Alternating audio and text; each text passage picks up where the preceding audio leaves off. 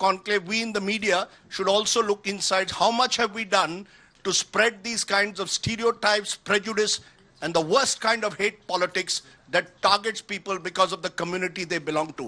आज एक बहुत दिलचस्प सी चीज बताता हूँ। आज तक के कॉन्क्लेव में राजदीप सरदेसाई संसद से लेके कॉलोनियों से लेकर के मुसलमानों के गायब होने की बात कह रहे थे। जैसे ही उन्होंने मीडिया के लिए कहा तो मीडिया में कुछ लोग मुसलमानों के खिलाफ नफरत फैलाते हैं, पूर्वाग्रह फैलाते जा रहे हैं, तो कैमरामैन ने ना एकदम से सुधीर चौधरी जी की तरफ कैमरा कर दिया। अब बस यही कहना था और वो कैप्चर होना था, सोशल मीडिया पे वायरल होना था कि मतलब कैमरामैन को पता है कि मुझे कब, कहां और कितनी देर तक फोकस करना है। बस सोशल मीडिया पे एक ही बात कही जा रही है। आज तक के ही न्यूज चैनल में एक तरफ बीजेपी और सांप्रदायिकता चल रही है और दूसरी तरफ राजदीप सरदेसाई साहब उसी संस्थान से जुड़े हुए हैं और साहस दिखा रहे हैं और सच बोलने की कोशिश कर रहे हैं।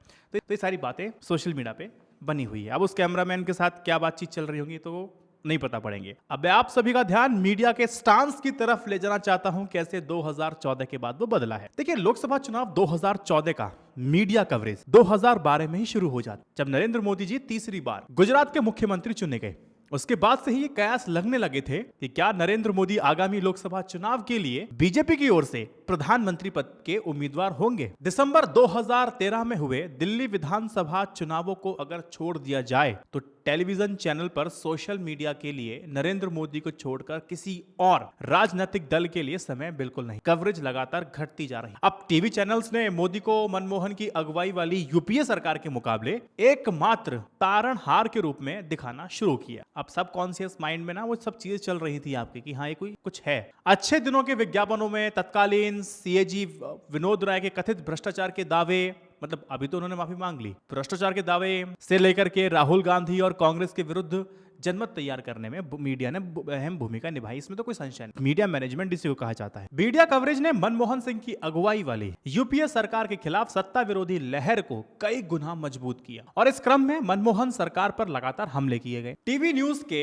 घर घर पहचाने जाने वाले एंकर ने वंदे मातरम, आंदोलन, प्रधानमंत्री और 7RCR जैसे कार्यक्रम तैयार किए। अब उससे क्या होता है, आप उन न्यूज एंकर से वैसे प्रभावित, जब वो कह रहे हैं उनकी बात का प्रभाव पड़ता है, तो जनमानस बदलने की पूरी तैयारी हो चुकी थी और चल रही। ये कहना बिल्कुल भी गलत नहीं होगा कि भ्रष्टाचार के मामले को लेकर के यूपीए सरकार के खिलाफ लगातार रिपोर्टिंग होती रही। कांग्रेस पार्टी की लीडरशिप को वंशवाद के मुद्दे पर घेरने के साथ और गुजरात के विकास मॉडल को विकल्प के रूप में पेश कर मीडिया ने मैन्युफैक्चरिंग कंसेंट से आगे बढ़कर अपनी भूमिका मनमोहन सरकार के खिलाफ मैन्युफैक्चरिंग डिसेंट के तौर पर कर लिया। बाद में मीडिया की यह भूमिका क्रिएटिंग कंसेंट के तौर पर सामने आई, जो देश में नरेंद्र मोदी के पक्ष में एक सहमति बनाने लगी। जैसे जैसे 2014 का आम चुनाव नजदीक आता गया, कुछ मीडिया घरानों और संपादकों ने यूपीए सरकार के 10 साल को बर्बादी का दशक कहना शुरू कर, लेकिन इन्हीं संपादकों ने यूपीए सरकार की उपलब्धियों का जिक्र करना भी जरूरी नहीं समझा। आप कवरेज देख सकते हैं, तहखाने में आपको मिलता जाएगा। इस बीच नरेंद्र मोदी ने अपने प्रचार कार्यक्रम में कांग्रेस पर निशाना साधते हुए 60 साल के बदले 60 महीने मांगे, जिससे मीडिया ने हाथों हाथ लिया और टेलीविजन, अखबार के हेडलाइंस पर बस वही भाषा बोलने लगे जो बीजेपी बोल, 60 साल 60 महीने, 60 साल 60। मीडिया बदलाव के लिए मोदी को 60 महीने देने की वकालत करने में जुट गया। मीडिया का प्रभाव इतना अधिक था कि जनमत एक प्रकार से टीवी मत में बदलता चला गया। रवीश कुमार की कई सारी रिपोर्ट्स वैसी वायरल होती हैं कि उस समय भी कांग्रेस के टाइम पे वो रिपोर्टिंग निष्पक्ष करते थे। रवीश कुमार के अलावा मतलब बहुत कम लोग थे जो इस चीज को देख रहे थे। हम सांप्रदायिकता के खतरे को नहीं समझ पा रहे। अधिकांश अखबार नागरिक या तो विकास के नारे के झांसे में थे अथवा हिंदुत्व के प्रभाव में। अब भारत में कोई भी राजनीतिक दल और नेता सांप्रदायिकता का प्रतिकार नहीं करना चाहता। अगर वो उसका प्रतिकार करेगा, जो उसका वोटर है, जो हार्डकोर वोटर हिंदू है, उससे नाराज हो जाएगा, इसीलिए चलने दिया जाता है और इसीलिए प्रतिकार किया भी नहीं जाता। बेरोजगारी, अशिक्षा, चिकित्सा, शिक्षण संस्थानों की कमी, खाद्यान्न से लेकर के हर मुश्किल चुनौती का सामना करने वाले, रास्ता दिखाने वाले पहले प्रधानमंत्री जवाहरलाल नेहरू को खलनायक बनाने का दौर शुरू हो गया। अच्छा, मुश्किल वक्त में देश की नींव रखने वाले आधुनिक भारत के शिल्पकार नेहरू पर मतलब लगातार ना आरोपों का सिलसिला शुरू हो जाता है। हर समस्या की जड़ नेहरू को बताया जाने लगा। वही इसके जिम्मेदार बीजेपी के प्रवक्ता, फिर आईटी सेल हो या फिर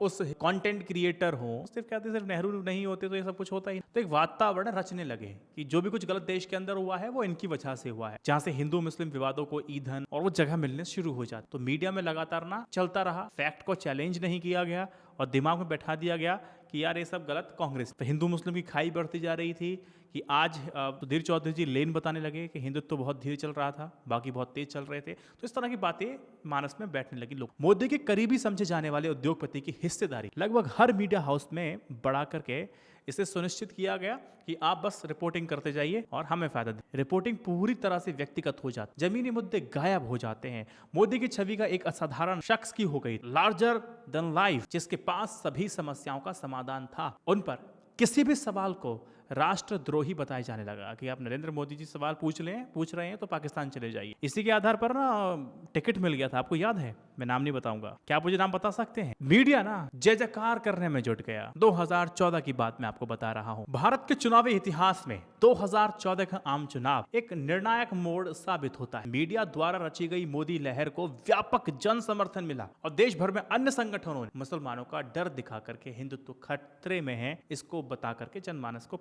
कोई कसर नहीं छोड़ी। इसमें प्रभावित भी जनमानस होता है। टीवी डिबेट्स पे वही चीज लगातार चलने जा रही। फिर वो हाईवेज बताए जाने लगे कि हिंदू धर्म बहुत आराम से चल रहा था, दूसरा धर्म दौड़ रहा था, तीसरा धर्म बहुत तेजी से भाग रहा था और टोल टैक्स भी जो देता है वो हिंदू धर्म ही देता है। तो इस तरह की रिपोर्टिंग चल। साथ में ही जो कॉर्पोरेट मीडिया ने यूपीए सरकार के खिलाफ जनमानस को वोट में बदलने में कामयाबी हासिल कर ली थी। नतीजा आते हैं तो नरेंद्र मोदी की अगुवाई वाली बीजेपी को 31% वोट मिलते हैं, वहीं कांग्रेस को देश भर में 19.3% वोट मिलते। 2014 के चुनाव को केवल बीजेपी की जीत के रूप में नहीं देखा जाना चाहिए। इसे एक व्यक्ति के पहले पार्टी पर कब्जे, क्योंकि अटल बिहारी वाजपेयी के सत्ता केंद्र से बाहर होने के बाद लाल कृष्ण आडवाणी और मुरली मनोहर जोशी को मार्गदर्शक मंडल के बहाने हाशिए में डाल दिया। तो एक पार्टी को कैप्चर कर लिया पूरा एक व्यक्ति। जहां से नरेंद्र मोदी ने पार्टी में सुषमा स्वराज, राजनाथ सिंह, शिवराज सिंह चौहान, नितिन गडकरी जैसे जमीनी नेताओं को पीछे छोड़कर पार्टी पर कब्जा किया, पूरा टेक ओवर किया। उनके फैसले ही पार्टी को मानने लगे। फिर नरेंद्र मोदी जी, अमित शाह जिस तरह से फैसले लेने लगे,